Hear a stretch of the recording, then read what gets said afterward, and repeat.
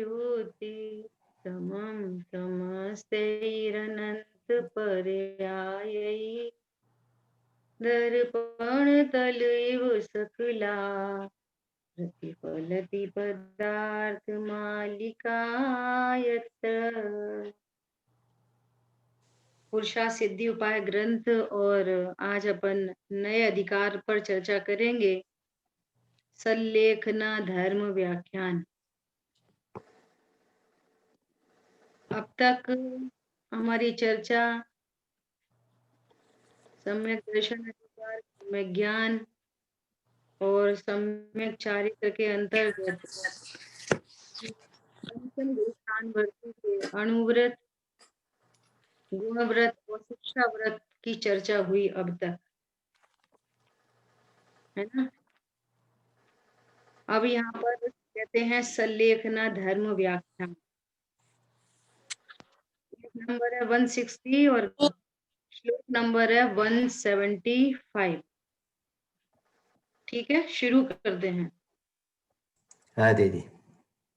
इस प्रकार सम्यक सहित, इस प्रकार सम्यक सहित 5 अणुव्रतों को धारण करके 7 शील व्रतों का पालन करके अंत में सल्लेखना अंगीकार करना चाहिए। 5 अणुव्रत और 7 शील व्रत। 7 शील व्रत कहो या 3 गुणव्रत और 4 शिक्षा व्रत, ऐसा कहो, एक ही बात है ना। हाँ जी। इनका पालन करके अंत में सल्लेखना अंगीकार करना चाहिए। अब ये सल्लेखना कैसे अंगीकार करना चाहिए? अभी अपना जाना का शिविर हुआ था, आप लोगों ने अटेंड किया होगा, कुछ लोगों ने, है ना। हाँ दीदी, किया था। समाधि के सार पर चर्चा की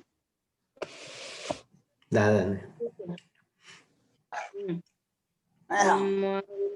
अंत में सल्लेखना यह एक ही धन धर्म को मुझ साथ लेने में समर्थ सभक्ति भाव मान।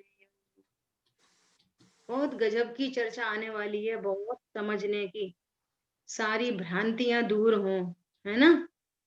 कोई शब्द सुनते से ही हम रूढ़, उसके बारे में रूढ़ हो जाते हैं। एक शब्द सुना, उसका यही अर्थ है ना। तो हमारा ज्ञान ब्रॉड वे में उसका अर्थ नहीं समझ पाता, इसलिए भली भांति इसका स्वरूप समझना चाहिए। आचार्य भगवान क्या कह रहे हैं, है ना। देखो अन्वयार्थ, यह एक मरण के अंत में होने वाली सल्लेखना ही मेरे धर्म रूपी धन को मेरे साथ ले जाने में समर्थ है।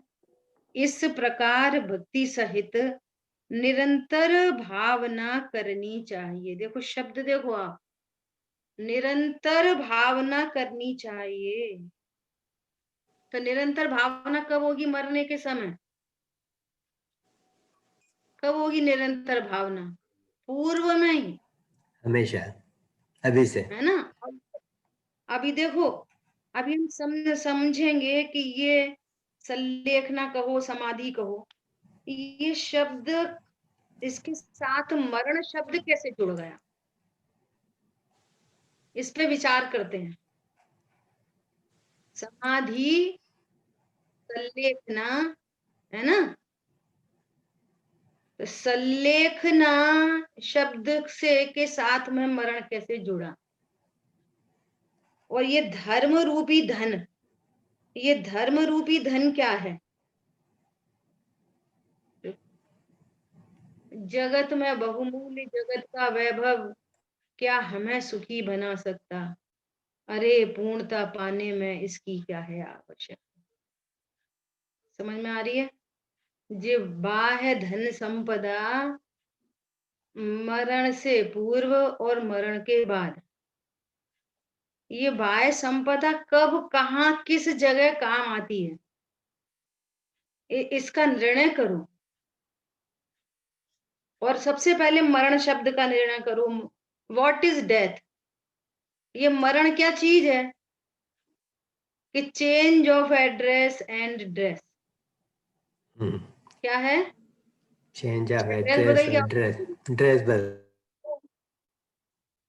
अभी मनुष्य गति का जीव था, यहाँ 2.5 द्वीप के अंदर रहता था, और अब उसका एड्रेस बदल गया। क्या बदल गया? कि दूसरे स्वर्ग में चला गया, तो एड्रेस बदल गया। और एड्रेस बदलेगा तो ड्रेस बदलेगी। वहां पर वैक्रिय शरीर की ड्रेस मिल गई, है ना। तो सबसे पहला ये निर्णय कि इस पूरे विश्व में मरण नाम की कोई चीज नहीं। सबसे पहला विचार करो, मैं कौन हूं, मेरा क्या स्वरूप है। इस विश्व में कौन सी चीज मर जाती है? क्या मर जाता है? Energy neither be created nor be destroyed. न नया उत्पन्न किया जा सकता, सत का कभी उत्पाद नहीं होता, सत का कभी विनाश नहीं होता। वो अनादि अनंत है। समझ आई बात? हाँ जी। से ही इस विश्व में 6 द्रव्य हैं। 6 द्रव्य, विश्व अनादि अनंत है। क्यों अनादि अनंत है? 6 द्रव्य हैं।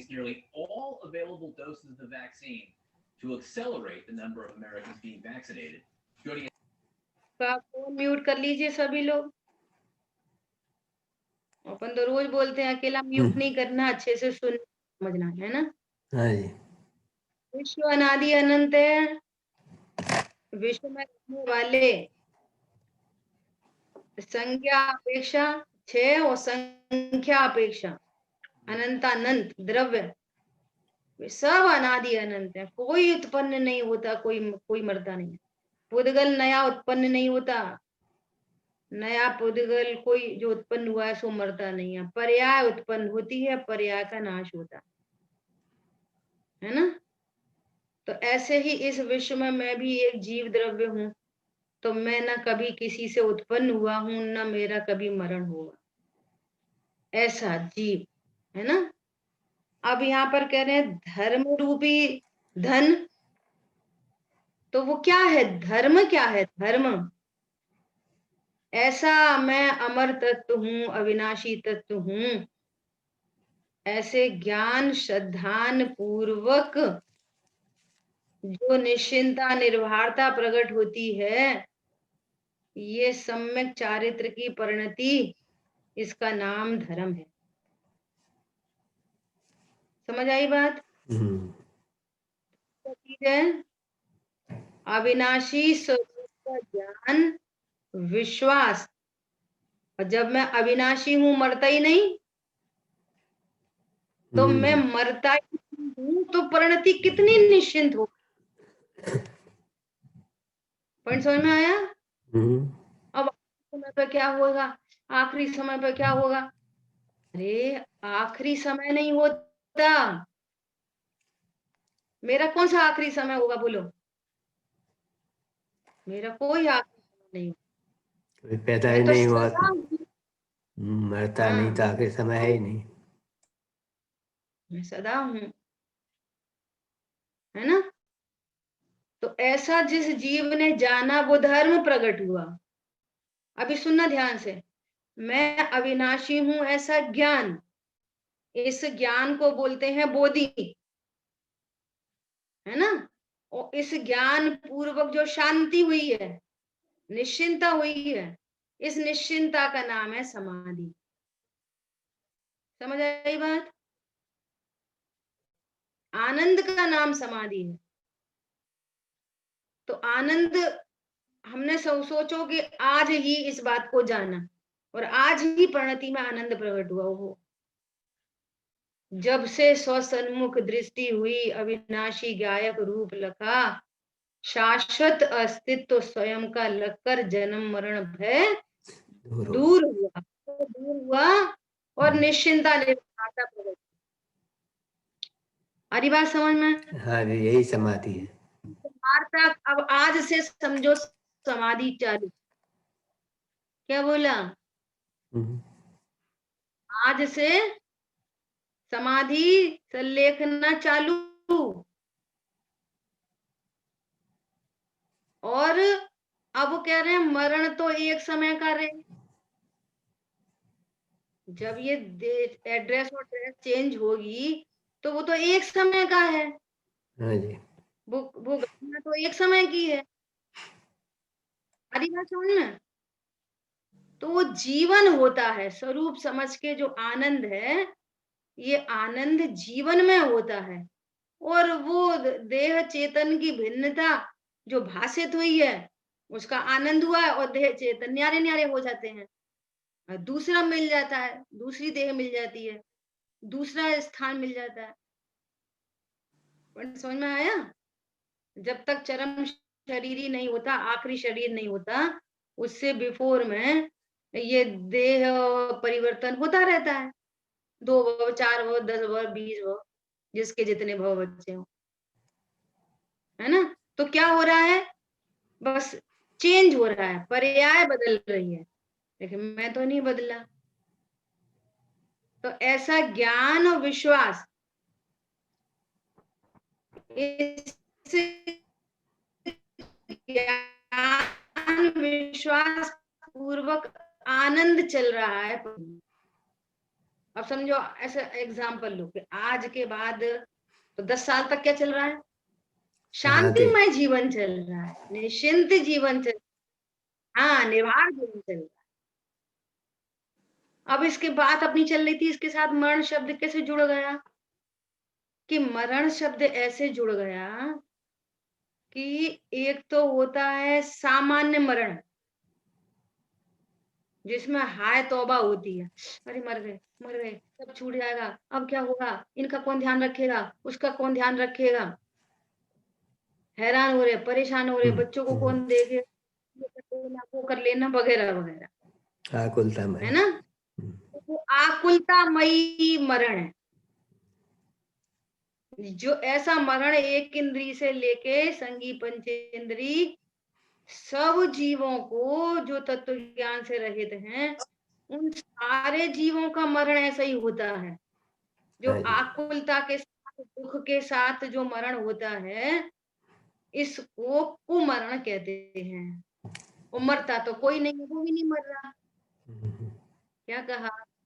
हाँ जी। एक इंद्री से पंचेंद्री तक के जो जीव हैं, वे तो कुमरण करते हैं, वे तो मर जाते हैं ना रोते रोते, कि वो भी नहीं मरते। वो देह छूटने से भयभीत होते हैं, आकुलित होते हैं। ये सारा परिकर जिसके पास जितना है वो छूटता है, तो उसको छूटने से वो भयभीत होता है, आकुलित होता है, तो उसको कुमरण कहा जाता है। दुखी हो रहा है। अब देह चेतन का वियोग तो इसका भी हुआ।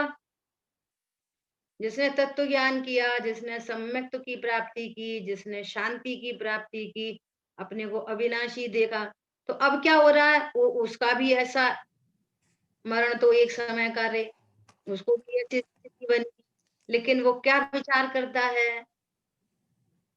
अरे मैं तो अविनाशी हूँ। तो इधर देह छूट रही है और वो उसका ज्ञान क्या कह रहा है? मैं तो अविनाशी हूँ। अरे ड्रेस बदल जाएगी, ये ड्रेस है ना, ये ड्रेस, ये तो पुरानी हो गई, अब नई ड्रेस मिल जाएगी। देखो अपने को नए कपड़े मिल रहे हैं तो खुश होते हैं कि नहीं खुश होते हैं? हाँ जी। तो उनको वो दुख नहीं होता। क्या नहीं होता? आकुलता नहीं होती, टेंशन नहीं होती, भयभीत नहीं होते। तो भयभीत नहीं होते, इसलिए उस मरण के साथ में समाधि शब्द जुड़ गया कि इस विश्व में एक ऐसा भी मरण होता है, जो मरण तो हो रहा है, शरीर का वियोग तो हो रहा है, परंतु दुख नहीं हो रहा। क्या कहा? जैसे देह के वियोग होने पर एक जनरल पब्लिक, तत्व ज्ञान से रहित जीव एकांत रूप से दुखी होते हैं, आकुलित होते हैं, वो व्यक्त हो कि अव्यक्त हो, एक इंद्री दो इंद्री कहाँ व्यक्त कर पा रहे, लेकिन बहुत आकुलित हो। अनुभव कर रहे हो। देवगति का जीव वहां से छूटता है, उसे 6 महीने पहले पता चल जाती है कि अब यहाँ से तुम्हारी टिकट कटने वाली है, तो अंत में बिल खे 6 6 मास दुखी होते हैं। अब हम कहाँ जाएंगे, हाँ अब जी, इस भव का दुख, पर भव का, इस भव का भय, पर भव का भय, अकस्मात भय, ये भयभीत कौन होता है? जो अपने को भगवान आत्मा नहीं जानता वो भयभीत होता है। अब आप उसको बोलो बेटा भय नहीं करो, भय नहीं करो, अरे शांत रहो, शांत रहो, हम्म, भयभीत मत हो, तो उसको भयभीत होने से कौन बचाया, कौन शांति दिलाए उसको? तत्व ज्यादा ज्ञान होगा। नहीं है, शांति कौन दिलाए? और देखो कर्माधीन मंद कषाय हो सकती है, कर्माधीन मंद कषाय हो सकती है, लेकिन वो मंद कषाय भी कुछ कार्यकारी नहीं होती तत्व ज्ञान से रहित। हाँ जी, पर समझ में आ रहा है? ऐसे बहुत जीव दिख जाएंगे कि जिनको पूजा पाठ की आदत थी और अंत समय में कषाय की मंदता रही, तो ज्यादा कुछ हुआ डुआ नहीं हुआ। समझ में आ रही है? हाँ जी, लेकिन तत्व ज्ञान वाला जीव है, तत्व ज्ञान के साथ में है ना, और उसकी परिणति पूर्व से ही निश्चिंत है, पूर्व से। इसलिए यहाँ पे क्या कह रहे हैं, सम्यक दर्शन सहित, सम्यक दर्शन सहित, सम्यक तो सहित 5 अणुव्रतों को धारण करके 7 शील व्रतों का पालन करे करके अंत में सल्लेखना अंगीकार करना चाहिए। अर्थात जो मैंने इस भव में वस्तु स्वरूप की प्राप्ति की है, शांति की प्राप्ति की है, इस धर्म रूपी धन की प्राप्ति की है, देह छूटने के समय, है ना, मेरे परिणाम चलायमान नहीं हो जाएं। जो मैंने इस धर्म रूपी धन को संचय किया है, उसको मैं भावांतर में लेके चला जाऊं। क्या बोला? वो जो बोधि है ना, बोधि, सम्यक ज्ञान सम्यक दर्शन रूपी बोधि, वो भले देह चेतन का वियोग हो रहा हो, लेकिन मैं अपने धन को साथ में ले जाऊं, इसका नाम है समाधि। जो अपने धर्म रूपी धन को भवांतर में लेके जाता है, उसका नाम है समाधि। वो ऐसी भावना भाता है कि हे प्रभु, जो आज मैंने भेद ज्ञान किया है, अंत समय पर भी मुझे इस देह का लक्ष्य ना हो जाए। सावधानी रखते ना, भेद ज्ञान तो है ही, देह चेतन भिन्न है, रागादि भिन्न है, मैं कर्मों से भिन्न हूं। फिर भी कोई ऐसा तीव्र कर्म का उदय हो, देह में अत्यधिक पीड़ा होती हो, कुछ ऐसा ऐसा प्रसंग बनता हो, तो भी मेरी दृष्टि गायक के सन्मुख रहे, मेरी दृष्टि में देह का लक्ष्य न हो, ऐसी निरंतर भावना करनी चाहिए। आ रही बात समझ में? देखो, दीदी एक प्रश्न है। पहले मैं अपनी बात पूरी करती हूँ, है ना, फिर आपका प्रश्न लेते हैं। लौकिक रीति से, व्यवहार से उपदेश आदि अलग चीज होती है और वस्तु स्वरूप अलग होता है। देखो बहुत इंपॉर्टेंट बात है, सब लोग ध्यान से सुनना। लौकिक में कोई भी बहुत धन कमाने में, पैसा कमाने में, पता नहीं बच्चों के राग अंधा हो रहा है, हैरान हो रहा है, तो उसको क्या बोलेंगे, भैया तुम किस में लगे हो, ये सब यहीं छूट जाएगा। बताओ कोई जीव ऐसा है जो कोई किसी को चाहता हो, सब तो इधर ही छूट जाता है। ऐसा कहते हैं ना लौकिक रीति में, सब तो हाँ यही छूट जाता है। हाँ जी, और वस्तु स्वरूप कुछ अलग है। वस्तु स्वरूप अलग क्या है? जिसको छूट छूट जाता है, जिसको कह रहे हैं वो तो मेरा पहले छूटा ही हुआ है, वो तो मेरा है ही नहीं। लेकिन जो मेरा है, द्रव्य गुण पर्याय, पॉइंट समझ में आ रहा है? तो बोलो द्रव्य गुण पर्याय मई वस्तु में से यहाँ क्या छूट जाएगा? कौन सी पर्याय रह जाएगी, कौन से गुण रह जाएंगे? सब साथ में जाएगा, मेरा पूरा निज वैभव साथ में जाएगा, मैं कुछ नहीं छोड़ूंगा। क्या छूटेगा हमारा? बोलो, अब तो सुनना ध्यान से। ज्ञान, श्रद्धान और आचरण में, ज्ञान, श्रद्धा, चारित्र की पर्याय में मिथ्यात्व है, तो मिथ्यात्व कैरी फॉरवर्ड होगा, वो साथ जाएगा। हाँ जी, ऐसा नहीं है अरे यहाँ तो ना मैंने तत्व ज्ञान नहीं किया, कोई बात नहीं, कोई बात नहीं, वो तत्व ज्ञान से रहित साथ में जाएगा। और यहाँ सम्यक की प्राप्ति की है, तो सम्यक दर्शन ज्ञान चारित्र साथ में चले जाएंगे, वो शांति साथ में जाएगी, वो सम्यक चारित्र की वीतराग परिणति कंटिन्यू हो जाएगी, है ना। अब वो पंचम गुण स्थान हो तो गिर जाता है, वो चैप्टर एक अलग है, उसकी बात अपन नहीं कर रहे, अपन एक सामान्य बात कर रहे हैं। अब किसने आजीवन पाप परिणाम रहे हों, तो पाप परिणाम से पाप बंद हुआ, है ना। और जब तक संसार अवस्था में तब तक कर्म के साथ है, तो वे पाप परिणाम से होने वाला बंद कार्म शरीर साथ जाएगा। क्या बोला? हाँ जी, शरीर साथ जाएगा। और आपने तत्व ज्ञान किया होगा, और उस संबंधी जो शुभ भाव हुए होंगे, मंद कषाय से जो शुभ बंद हुआ होगा, वो साथ में जाएगा, है ना। और जिन कर्मों की योजना की होगी, तो अब ऐसा नहीं है कि वो जाएंगे रास्ते में, शीघ्र गति में, तो नवीन कर्म का संचय हो जाएगा जबरदस्ती। जिन कर्मों को यहाँ छोड़ा होगा, वे यहीं छूट जाएंगे, वे कोई साथ नहीं जाएंगे। पॉइंट समझ में आ रहा है? ऐसी फिलॉसफी है स्वरूप को समझ के।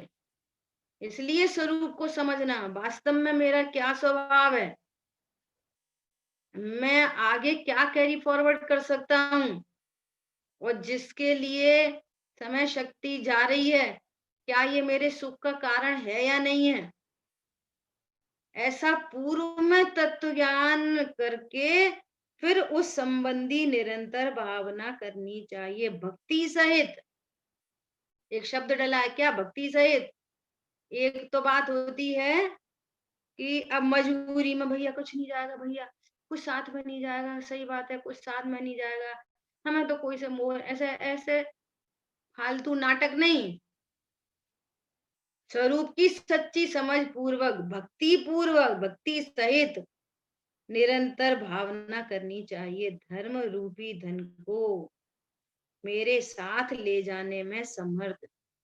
जो मेरे साथ अभी है वो साथ में जाएगा, अब जो मेरे साथ है ही नहीं अभी, पूरा जीवन तत्व ज्ञान नहीं किया, तो आखिरी आखिरी समय में कुछ जादू से तत्व ज्ञान नहीं होता हाँ जी, कि भैया हमने बात में सुना दिया था, फिर हमने तो दिए थे, फिर हमने तो पानी छुड़वा दिया था।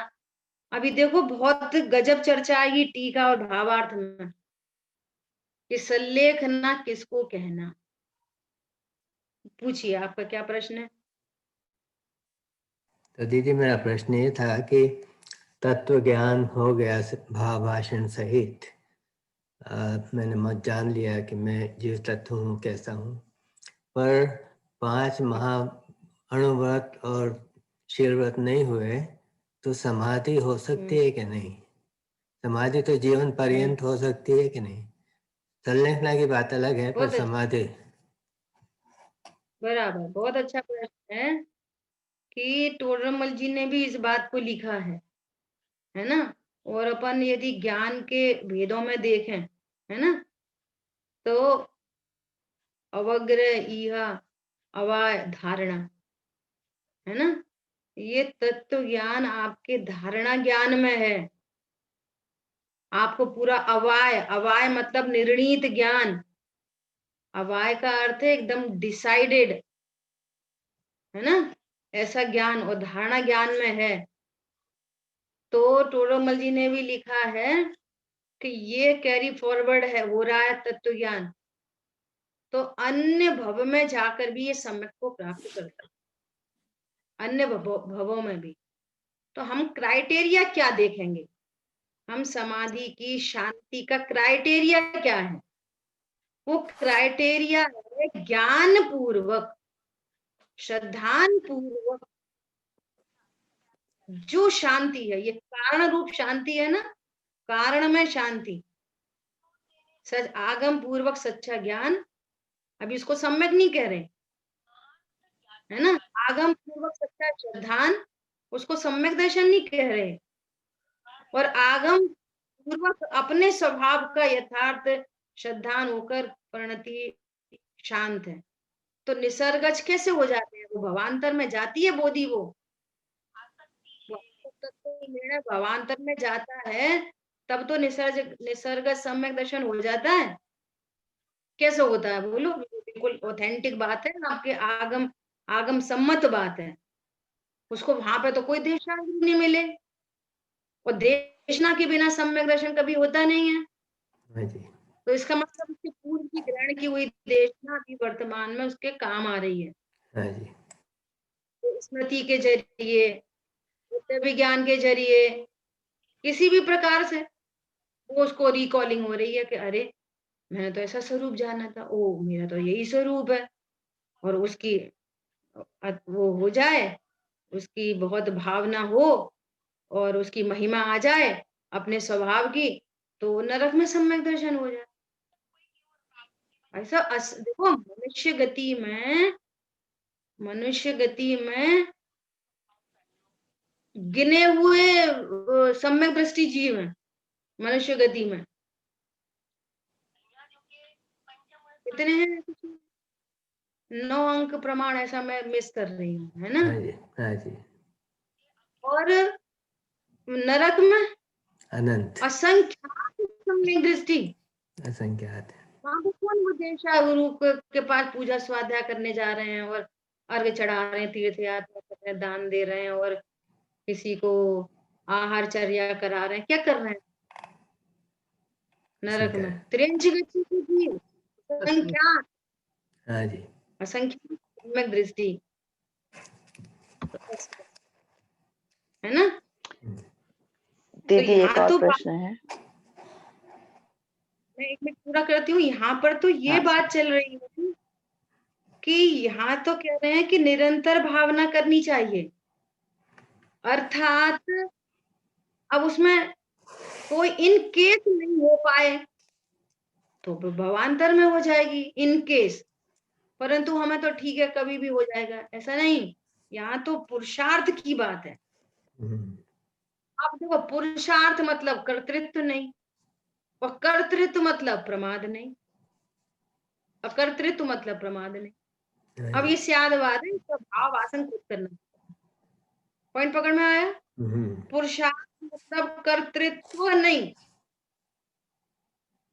और अकर्ता मतलब वो पर्यायवानी होगी तब आएगी, तो अकर्ता का मतलब प्रमादी नहीं। अब इसके बीच में क्या बात हो सकती है, वो आप अपने ज्ञान से समझना पड़ेगा। ठीक है। बहुत सुंदर दीदी। तो वो बोधि जाती है, भवांतर में जाती है। आपकी वर्तमान में जो निश्चिंता निर्भरता, देखो दादा बराबर कह रहे हैं, हर बात में सहजता। अरे अभी जैसा अभी अपन चर्चा कर रहे थे कि अब भैया माँ तो स्वाध्याय का टाइम है, और कोई आ गया ऐसा व्यक्ति कि अब स्वाध्याय नहीं कर पा रहे, सहजता, सहजता है। अब क्लैशिंग नहीं है चित्त में, क्यों? आप सब तरीके से विचार करो, कर्म के उदय से विचार करो। अरे हमने पूर्व में कोई अंतराय कर्म बांधा होगा, तो उसका उदय आ रहा है, इसमें दूसरे जीव का क्या दोष है? एक बात हो गई, कर्म के उदय का विचार किया, उस स्वाध्याय की प्रक्रिया का विचार किया। स्वाध्याय की क्रिया मतलब जीव हूं क्या मैं? स्वाध्याय होती है तो जीव हूं, और स्वाध्याय नहीं हो पाई तो मैं जीव नहीं हूं। मैं तो हर समय जीव हूं। बहुत सुंदर दीदी। क्रमबद्ध में यही पर्यायानी थी, भगवान ने देखी है। तो न तो पर द्रव्य का दोष दिखाई देता है तो सहजता है। पर द्रव्य दो, अरे अब ये लोग आ जाते हैं, इनके चक्कर में हमें स्वाध्याय नहीं कर पाते, ऐसा नहीं कर पाते। तो अब ये कहाँ स्वाध्याय हुई जब पर द्रव्य दोषी दिख रहा है? और हाँ जी, नंबर 2, क्या पर्टिकुलर क्रिया से धर्मात्मा हूँ, पर्टिकुलर कोई क्रिया है तो मैं जीव हूँ, ऐसा नहीं है। स्वरूप ऐसा तो नहीं है। अरे मैं तो हर समय जीव हूँ। अब पूर्व में अंतराय बांधा था, सो ये उदय, अब नया राग द्वेष करोगे तो फिर ऐसी घटनाएं घटित होंगी। और वर्तमान में सहजता, वो मैं तो हर समय जीव हूँ, तो वो कर्म उदय में आगे खिर गया, नवीन कर्म नहीं बना। ये फायदा है, इसका नाम है सहजता। अब वो सहजता तत्व ज्ञान, अब सहजता फिर लगाओ 5 प्रकार की। सहजता कितने प्रकार की? 5 प्रकार की। सबसे पहली तो कारण रूप सहजता। सबसे पहले अपने स्वरूप को जानकर कारण रूप सहजता, तत्व निर्णय रूप सहजता, मेरा क्या स्वरूप है। और फिर कषाय के अभाव पूर्वक। चौथे गुण स्थानवर्ती को सहजता कितनी होती है कि अनंतानुबंधी के अभाव उतनी होती है। वो अप्रत्येखान प्रत्येखान संजुलन संबंधी असहजता होती है उनके लाइफ में। पॉइंट समझ में आ रहा है? फिर भी स्वरूप के बल पर शांति है। असहजता के काल में सहजता, बोलो। युद्ध के काल में क्षमा। इन बातों को कौन समझेगा? युद्ध के काल में क्षमा कैसी? कि अप्रत्यख्यान संबंधी युद्ध के परिणाम है, और अनंतानुबंधी के अभाव संबंधी अनंत क्षमा चल रही है। अनंत क्षमा मतलब, अनंत क्षमा मतलब अनंत पर पदार्थों के प्रति इष्ट अनिष्ट की कल्पना नहीं। बोले ऐसा हो सकता है? अनंत पर पदार्थों के प्रति इष्ट अनिष्ट की कल्पना नहीं है। कोई ऐसा बोले कि नहीं हम तो नहीं मानेंगे, उसकी ऑथेंटिसिटी ऐसे होती है कि छायक सम्यक दृष्टि है। छायक सम्यक तो का काल है, न श्रद्धा में मलिनता है, न अनंतानुबंधी के अभाव रूप वितरागता में मलिनता है। छायोपशमिक भाव भी नहीं है। कोई पदार्थ इससे अनिष्ट नहीं दिखाई दे रहा, और फिर भी युद्ध का परिणाम है। तो उतनी सहजता हर समय बह रही है। पॉइंट समझ में आया? और इसी स्वभाव के आश्रय से अगली कषाय चौकड़ी टूटेगी, सहजता की क्वांटिटी बढ़ जाएगी। क्या हो जाएगी? सहजता की क्वांटिटी बढ़ गई। 2 कषाय चौकड़ी के अभाव पूर्वक वीतरागता, 3 कषाय चौकड़ी के अभाव पूर्वक वीतरागता, मुनिराज को प्रचुर मात्रा में वीतराग, क्वांटिटी बढ़ गई। ऐसी बात है। पूछिए, प्रभा बहन कुछ बोल रहे थे? हाँ, मुझे बस समाधि से रिलेटेड पूछना था कि जैसे तत्व ज्ञान पूर्वक जिनको समता रहती है, कि समता मतलब कि जो शारीरिक वेदना तो जो होनी है वो होगी, पर नॉर्मली समाधि मरण में वो खाना पीना छोड़ने का भी प्रसंग की बात होती है। तो उससे मेरा क्वेश्चन ये है कि खाना पीना जिसका नहीं छूटे, क्योंकि वो तो अब कोई जरूरी नहीं है कि वैसा प्रसंग बनेगा कि आपको इतना टाइम मिलेगा या जो भी, पर अगर भाव उनके शांत हैं, क्षमावान हैं, तो भी समाधि मरण समझा जाएगा क्या? हाँ बिल्कुल। इसलिए इसलिए बात क्या चल रही है कि धर्म की कोई भी बात हो, जैन शासन में कुछ किसी भी बात से चर्चा चलती हो, चाहे वो क्रोध हो, चाहे क्षमा हो, चाहे समाधि हो, चाहे कुमरण हो, वॉटेवर, दिग्व्रत हो, देशभर हो, जितनी सब चर्चा चल गई, आप द्रव्य गुण पर्याय से वस्तु स्वरूप को समझना। जैसे अभी संलेखना की बात चल रही है, समाधि की बात चल रही है ना, तो शरीर की जो वेदना है, तो अब शरीर में तो वेदना होती नहीं है, शरीर का तो परिणमन हो रहा है ना। और जितना मतलब सम्यक दृष्टि जीव भी जितना शरीर के प्रति आसक्ति है, मिथ्यात्व नहीं है कि ये पर पदार्थ मेरा है, ये देह मेरी है, ऐसा मिथ्यात्व नहीं है। समझना आप बात को, मिथ्यात्व नहीं है। फिर भी शरीर के प्रति जितना राग है, सो राग की वेदना होती है, शरीर की नहीं, क्योंकि ज्ञान तो पर को भोगता ही नहीं है। जो साइंस है वो तो समझना चाहिए कि शरीर में, पंडित पंडित साहब का स्लोगन है कि तत्व निर्णय पूर्वक या भेद ज्ञान पूर्वक शरीर के रोग मिटे नहीं मिटे ये जरूरी नहीं है, क्योंकि ये पूर्व का आघाती कर्म बंधा होगा और वो उदय में आएगा तो स्थिति परिस्थिति बिगड़ सकती है देह की, क्यों अज्ञाती कर्म तो संयोगों में फलता है। लेकिन शरीर के प्रति शरीर का लक्ष्य करके होने वाली वेदना का अभाव जरूर हो जाए। क्या बोला? रोग का अभाव हो कि नहीं हो, लेकिन भेद विज्ञान से राग का अभाव जरूर हो जाए। होने वाले राग का अभाव मतलब होने वाले दुख का अभाव जरूर हो जाए।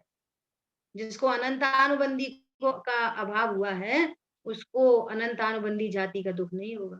जिसको अप्रत्याख्यान का अभाव हुआ उसको अप्रत्याख्यान का दुख नहीं होगा। ऐसा जैसे मुनिराज हैं, मुनिराज को समाधि की जब बात चलती है तो सोचो कितने 32 42 46 इतने दूसरे निर्यापक आचार्य और दूसरे इतने साधु मिलकर एक साधु की समाधि कराते हैं और उस साधु को बार बार संबोधन, हे मुने ये देह को तो तूने पहले ही भिन्न जाना था, हे मुने इस देह के प्रति कैसा राग, उसको बार बार उधर संबोधन करते। वो हो सकती है संजुलन संबंधी भी उस देह का लक्ष्य हो, संजुलन संबंधी देह का लक्ष्य हो तो उतनी वेदना हो, तो वेदना हो सकती है। जितनी कषाय होगी उतनी वेदना होगी, लेकिन वेदना से समाधि का संबंध नहीं। समाधि का संबंध है ज्ञान से, कि आपका ज्ञान क्या जानता है, आपका श्रद्धान कैसा है, सम्यक दर्शन पूर्वक। पहले गुण स्थान बोलती है तत्व निर्णय पूर्वक। अब कदाचित कषाय तीव्र हो जाए, अब मान लिया अप्रत्याख्यान प्रत्याख्यान संबंधी कषाय तीव्र हो जाए तो कषाय तीव्र हो सकती है, ये मान के चलना चाहिए। इन जनरल नहीं होती लेकिन हो सकती है।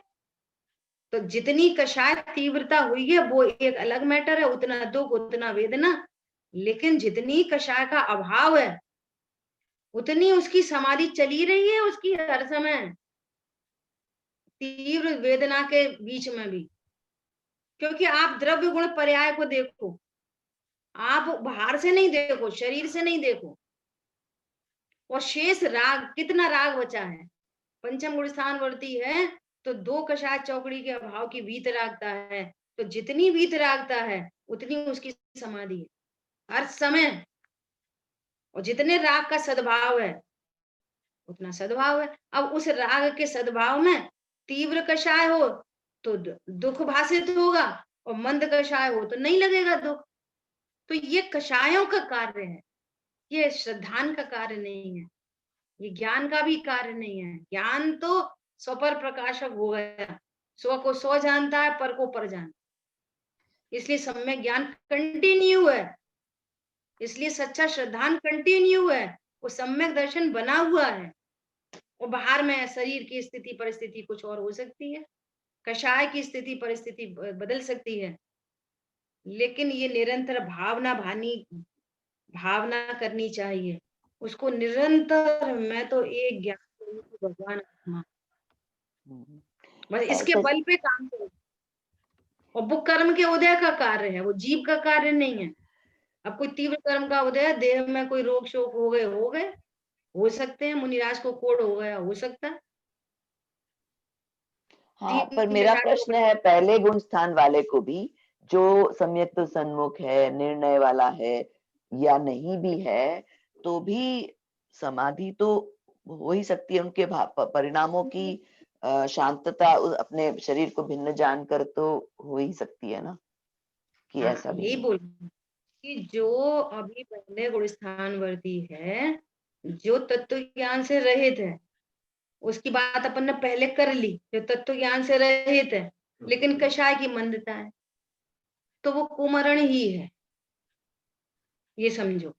और पहला गुण स्थानवर्ती है और तत्व ज्ञान सहित है, भाव भाषण सहित है, परिणमन नहीं हो पाया, और फिर उसका ये सब घटनाक्रम चल रहा है ना, तो वो छूट भी सकती है। बहुत तीव्र वेदना हो, ऐसा कोई तीव्र कर्म का उदय हो और देह की आसक्ति से और बहुत पीड़ित हो जाए, दुखी हो जाए, बहुत ही दुखी हो जाए, और जैसे उसने मोह मंद किया था तो मोह की तीव्रता हो जाए, तो वो बिगड़ सकता है उसका घटनाक्रम।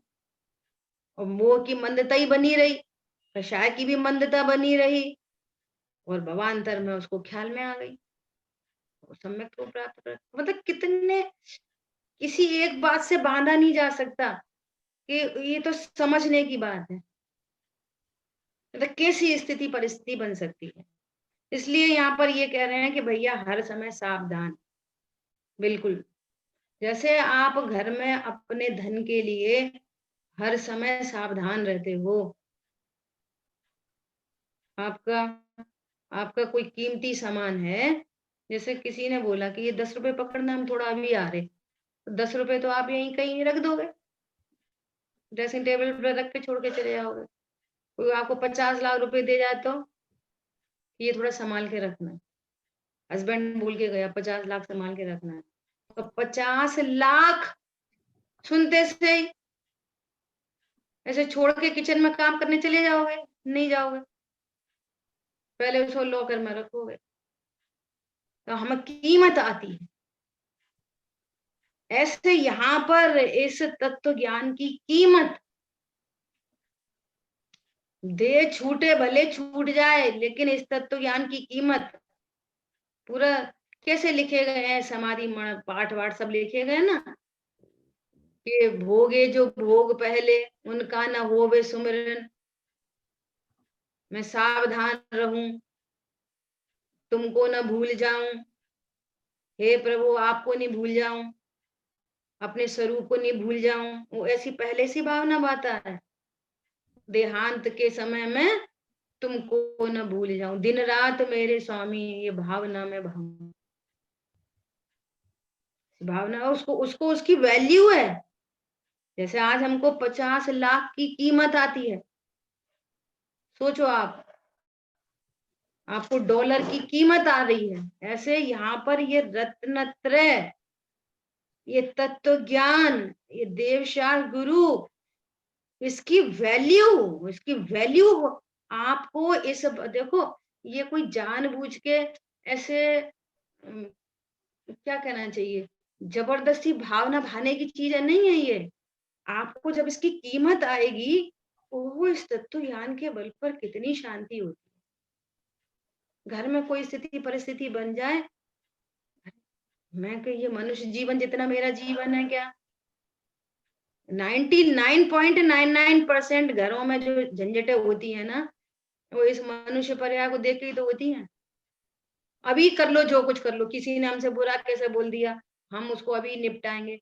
भैया तुम्हारा जीवन ये मनुष्य जीवन जितना जीवन है, इस क्लेश रूपी परिणाम से तुम्हारे को जो कर्म बंधेगा उसका फल कौन भोगेगा? दया करो पहले अपने पर। अरे अब अवान्तर में जाना है भैया, तो इस तत्व ज्ञान पूर्वक जिसको शांति जो यहाँ महसूस करता है, तो उसको अपने आप ये धन लगता है अपने आप, कि ये मेरी शांति नहीं छूट जाए। इस शांति की कीमत पर कोई फिजिकल थिंग्स की कोई नो वैल्यू एट ऑल। नहीं तो जरा सा दूध गिर गया तो इसमें झगड़ा कर रहे, जरा सा कोई मोबाइल गिर गया तो इसमें झगड़ा कर रहे, जरा सा कुछ हो गया तो क्यों? आपको अपने ज्ञान स्वभाव और ये अकशाई स्वभाव की कीमत, वैल्यू, इसकी वैल्यू चाहिए कि ओहो यही सुखी होने का उपाय। तो ये जो उपाय आज मुझे महाभाग्य से जैन कुल में जन्म लेके ये जो उपाय मेरे हाथ में लगा है, ये छूट नहीं जाए, बस यही तो समाधि है, और क्या है? पॉइंट पकड़ में आया? तो उसको भावना भाएगा, नहीं तो ये भावना भाएगा भैया अगले भव में तो हम राजा बन जाएं, अगले भव में तो हम कोई ऐसी जगह पैदा हों बहुत लग्जरी हो, जिसकी कीमत है उसकी भावना आते हैं, फिर निदान बंद करते हैं। आर्त ध्यान चलता है, रौद्र ध्यान चलता है। तत्व ज्ञान के अभाव में आर्त रौद्र ध्यान चलते हैं। आ रही बात ख्याल में? हाँ जी। दीदी शेष चर्चा आगे करेंगे। हाँ जी दीदी आपके मतलब आज ऐसे ही विचार आ रहा है कि हर उपदेश में ये जो सारे उपदेश आते हैं, ऐसी भावना भाव, अपने परिणामों को सीधा रखो, जितने भी इस तरह से जो भी जिनवाणी में चरणानुयोग के उपदेश आ रहे हैं, तो भी वो उपदेश तो सारे एक द्रव्य को ही पकड़ने के लिए है। मैं द्रव्य हूँ, मैं चेतना हूँ, उसमें स्थिर होने का ही उपदेश है। ऐसा सबसे मैसेज एक ही मिल रहा है। पूरा उपदेश, किसी भी टाइप का उपदेश हो, वो सारे उपदेश तत्व ज्ञान के लिए समर्पित, तभी वो आपका व्यवहार कहलाएगा। प्रेरे जो परमार्थ ने ते व्यवहार समझ। जो व्यवहार निश्चय के लिए जो प्रेरित करे वो व्यवहार है, और जो व्यवहार के लिए है सो व्यवहाराभास। तो ये मास्टर की है। ठीक है, बहुत बढ़िया। हाँ, जो के लिए है वो व्यवहाराभास है, हाँ, और जो व्यवहार पदार्थ के लिए है वो सच्चा व्यवहार है। बहुत बढ़िया। जिनवाणी के ज्ञान से सूझे लोकालोक, सो वाणी मस्तक नम सदा देत हूँ दो। बोलिए द्वाशा मई जिनवाणी माता की जय हो। जय हो। जय जय जिनेन्द्र।